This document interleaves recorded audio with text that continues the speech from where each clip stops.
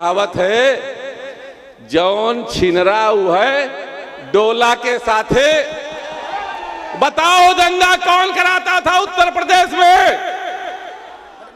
उत्तर प्रदेश का मुखिया क्या कहता है?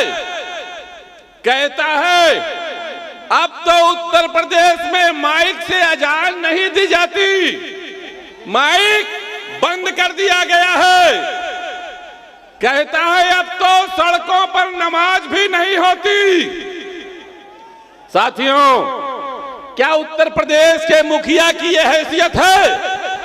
क्या उत्तर प्रदेश का मुखिया का बूते का है कि आपकी मस्जिदों से अजान बंद करा सके? क्या उत्तर प्रदेश की मुखिया की यह हैसियत है कि आपकी मस्जिदों से अजान बंद करा सके? कहता है कि माइक से अजान बंद हो गई। साथियों, हर मस्जिद में माइक से बाआवाज बुलंद अजान हो रही है। और आज मैं आपको इस मंच के माध्यम से बताना चाहता हूं कि मेरे हाथ में माइक है और ये पब्लिक प्लेस है, पूरी जनता गवाह है। अल्लाहू अकबर, अल्लाहू अकबर, अल्लाहू अकबर। हैसियत में नहीं है सूबे का मुखिया कि अजान की इस आवाज को बंद कर सके। पूरी दुनिया में 250 मुल्क हैं लगभग। उन 250 मुल्कों में हिंदुस्तान एक छोटा सा मुल्क है और हिंदुस्तान में 28 सूबे हैं और उन 28 सूबों में उत्तर प्रदेश एक छोटा सा सूबा है। और उत्तर प्रदेश में आपके वोटों की खैरात के दम पर यह सूबे का मुखिया कुर्सी पर बैठा है और उस कुर्सी पर बैठने की तादाद मात्र 5 साल की है। उस पे ये घमंड है कि हम क्या करेंगे, आवाज बंद कर देंगे अल्लाहू अकबर की। साथियों, दुनिया में पूरब में जापान से लेकर पश्चिम में अमेरिका तक सारे मुल्कों में बाआवाज बुलंद आवाज निकल रही है, अल्लाहू अकबर, अल्लाहू अकबर। और ये पानी का बुलबुला, एक पानी का बुलबुला ये कहता है कि हम उस आवाज को बुझा देंगे। साथियों, ये कहता है कि एनडीए गठबंधन में औरंगजेब की आत्मा घुस गई है। क्या कहता है? एनडीए गठबंधन में औरंगजेब की आत्मा घुस गई है। साथियों, मैं ये बताना चाहता हूं कि हिंदुस्तान की तारीख में जब आप तारीख की किताबों को पलटेंगे तो आपको लिखा हुआ मिलेगा कि हिंदुस्तान एक दौर था जब सोने की चिड़िया कही जाती थी ना भाइयों। तारीख के पन्नों में यह बात लिखी है कि हिंदुस्तान में दूध की नदियां बहती थी। लिखी है कि नहीं लिखी है? मैं पूछना चाहता हूं कि वो दौर कौन था? वो दौर हिंदुस्तान में कौन था? क्या वो पुष्पमित्र शुंग का दौर था, जब इसी हिंदुस्तान में जहां बौद्धों की आबादी 93% हुआ करती थी और पुष्पमित्र शुंग ने यह फरमान जारी किया था कि जो बौद्ध भिक्षुओं का सर काट के लाएगा उसे 1 टका इनाम दिया जाएगा? क्या उस दौर में हिंदुस्तान को सोने की चिड़िया कहा जाता था? नहीं कहा जाता था। कब कहा जाता था?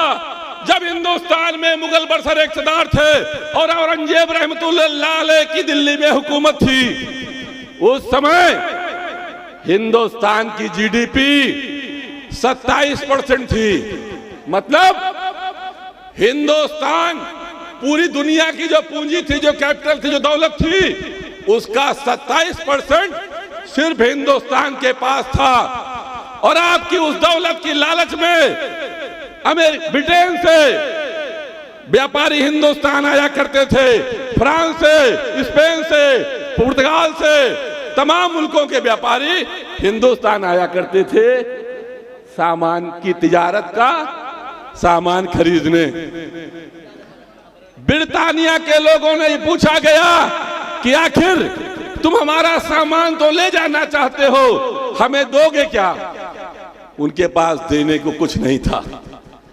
जिस औरंगजेब की आत्मा की बात करते हैं, जब औरंगजेब रहमतुल्लाह अलैह दिल्ली की सल्तनत पर जब गद्दी नशीन थे, हिंदू मजहब के मानने वालों का एक बहुत आराध्य स्थल कैलाश मानसरोवर जो आज चीन के कब्जे में है, उस समय भी चीन के लोगों ने कब्जा कर लिया था।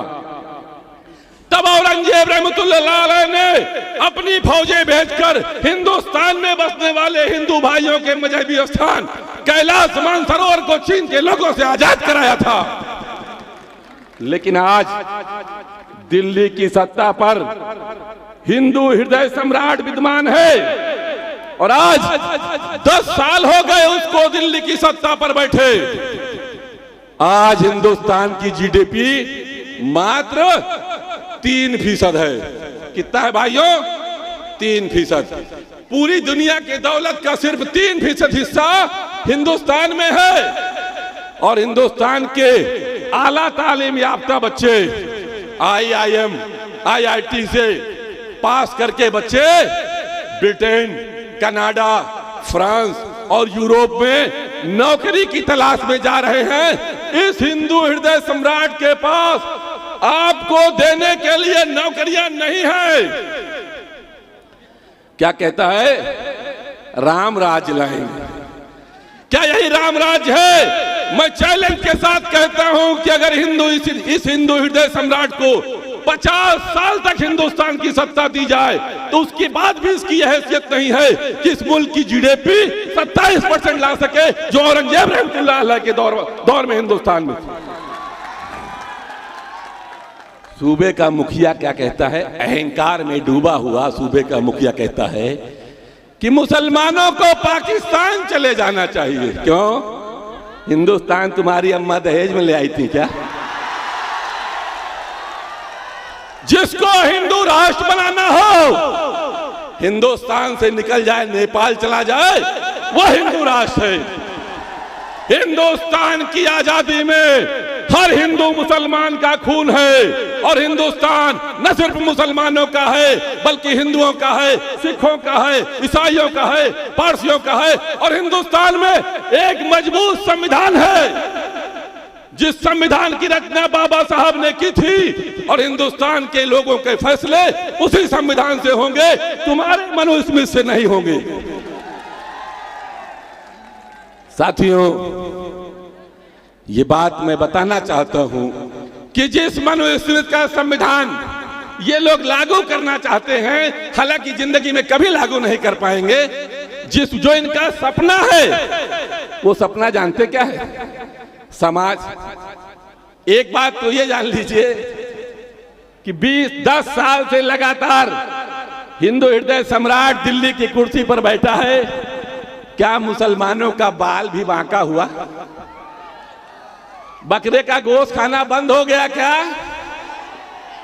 अब कबाब नहीं मिलता क्या?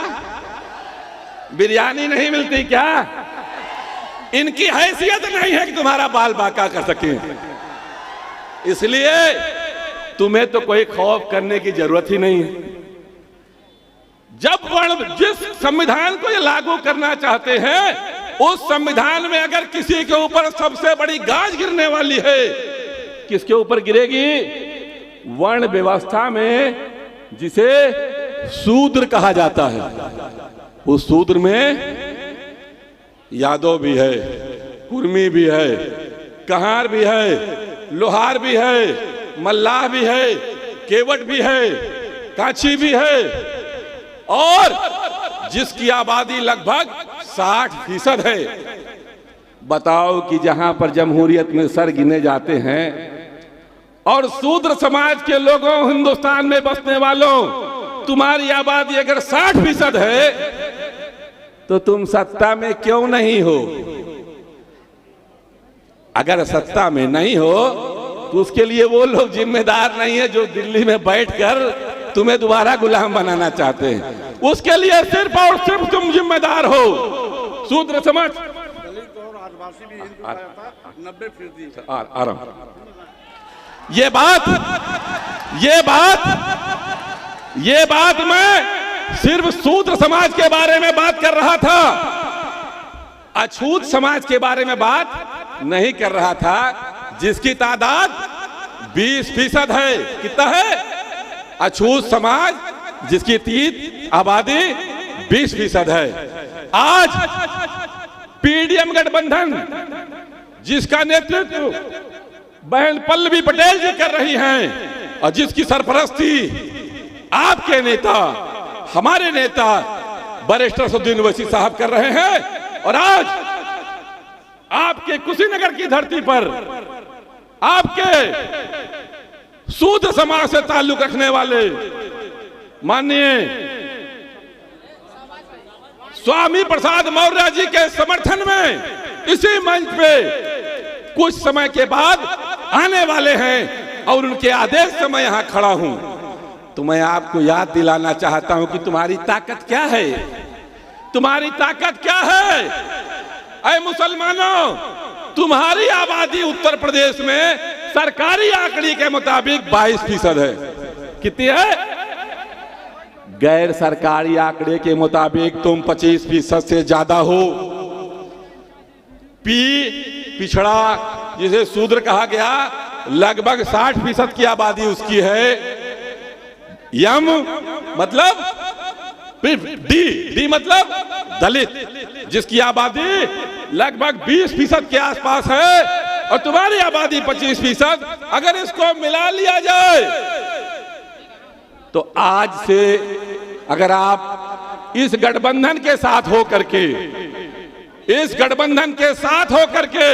वोट दोगे तो मैं इस मंच के माध्यम से कहना चाहता हूं कि आने वाले 1000 साल तक, कितने दिन तक? 1000 साल तक इन जालिमों के जो दिल्ली की कुर्सी पर बैठे हैं, जो उत्तर प्रदेश में लुंगी वाला बैठा है, हैसियत नहीं है दोबारा उस पार्लियामेंट में, उस विधानसभा में पहुंच सके। लेकिन अगर पहुंचते हैं तो ये उनकी काबिलियत नहीं है। दलितों, शूद्रों और मुसलमानों, ये तुम्हारा नाकारापन है, तुम्हारा निकम्मापन है, तुम्हारी नाअहली है, तुम्हारी ना समझी है, जिसकी वजह से तुम आज गुलाम बने बैठे हो और वो लोग सत्ता की कुर्सी पर बैठे। समय ज्यादा हो रहा है, तमाम सीनियर लोग बैठे हैं। मैं अपनी बात इस बात के साथ खत्म करना चाहता हूं कि अगर आपको मेरी बात तनिक भी समझ में आई हो तो शूद्र समाज से ताल्लुक रखने वाले पीडीएम गठबंधन से समर्थित आपके बीच में कुशीनगर से लोकसभा के प्रत्याशी भाई स्वामी प्रसाद मौर्य जी को, जिनका चुनाव निशान गन्ना किसान है, वो देखिए दिखाई पड़ रहा है गन्ना किसान, और जिनकी पार्टी का नाम है राष्ट्रीय शोषित समाज, जो आज आपका हिस्सा बन रही है। किसका बन रही है? आपके इस गठबंधन का हिस्सा बन रही है। उनको आप अपने वोटों के दम पर, अपने अंगूठों की ताकत से उस पार्लियामेंट पर भेजो जहां पर ये जालिम 10 साल से बैठा है और आपके ऊपर जुल्म कर रहा है, आपको मिटाने की बात कर रहा है। इन्हीं बातों के साथ मैं अपनी बात खत्म करता हूं। खुदा। बहुत बहुत धन्यवाद जनाब इसरार साहब।